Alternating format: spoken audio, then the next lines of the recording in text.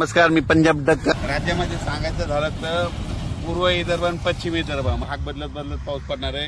त्याच्यानंतर तो पाऊस हिंगोलीकडे येईल काही भागात, त्याच्यानंतर तो परभणीकडे येईल, बीड जिल्ह्यात काही जाईल, जालनाकडे राहील, बुलढाण्याकडे राहील, इकडे जळगावकडे देखील राहणार आहे. पण राज्यात मात्र सध्यानं 6 तारखेपर्यंत असाच भाग बदलत पाऊस पडणार आहे म्हणून हा अंदाज लक्षात येतं. सांगायचं झालं तर 10 जुलैपर्यंत असाच वेगवेगळ्या भागात पाऊस पडणार आहे.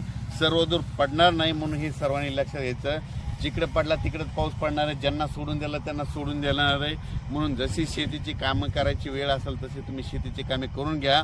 कारण की राज्यात असं सध्या तरी सर्वदूरचं वातावरण नाही, फक्त जास्त वरून राज्याची कृपा मात्र नागपूर, वर्धा, भंडारा, यवतमाळ, त्याच्यानंतर अमरावती, अकोला, बुलढाणा, त्यानंतर जळगाव, त्याच्यानंतर इकडं धुळे, नंदुरबार या भागाकडे जरा वरून राज्याची जास्त कृपा आहे. सध्या तरी पाऊस 10 तारखेपर्यंत त्या पट्ट्यामध्येच पडणार आहे. आणि त्याच्यानंतर थोडाफार ते पाऊस काय होईल हिंगोलीकडे, नांदेडकडे, त्याच्यानंतर परभणीकडे, त्याच्यानंतर बीड जिल्ह्यात काही भागात, त्याच्यानंतर नगर जिल्ह्याच्या काही भागात, त्याच्यानंतर इकडे संभाजीनगरकडे, जालन्याकडे, बुलढाण्याकडे असा पडणार आहे म्हणून हा अंदाज लक्षात येतो. पण राज्यात तरी सध्या सर्वदूरचं वातावरण नाही, फक्त विखुरलेल्या स्वरूपातच पाऊस पडणार आहे. भाग बदलतच पडणार आहे. सर्वदूरचा सध्या पाऊस नाही. म्हणून योगायोगाने जशी शेतीची कामे करायची असेल तर तुम्ही शेतीची कामे करू शकता.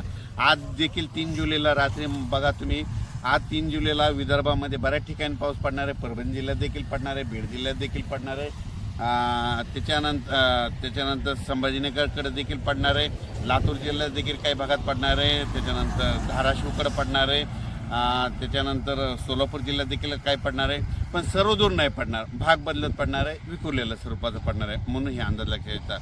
त्याच्यानंतर राज्यात हे जे वारं चालू आहे हे काय होणार तुम्हाला सांगतो. हे वारं कशामुळे चालू आहे तर काय झालं म्हणजे जे 3 कमी दाबाचे पट्टे आहेत म्हणजे 3 लो प्रेशर आहेत, हे काय होईल की ते नागपूरहून वर्धाहून त्याच्यानंतर इकडून भंडाराहून अमरावती, लगेच बुलढाणा असं करत जळगाव हे MP राजस्थानकडे चालले.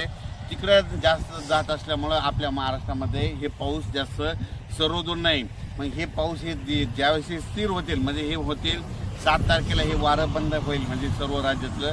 आणि 7 तारखेच्या नंतर परत मग 10 जुलैच्या नंतर वातावरण बदलायला सुरुवात होईल. म्हणून पण 10 जुलै नंतर वातावरण बदल झालं तर त्याचा लगेच एक मेसेज दिला जाईल. पण सध्या तर राज्यात विखुरलेल्या स्वरूपाचा पाऊस आहे.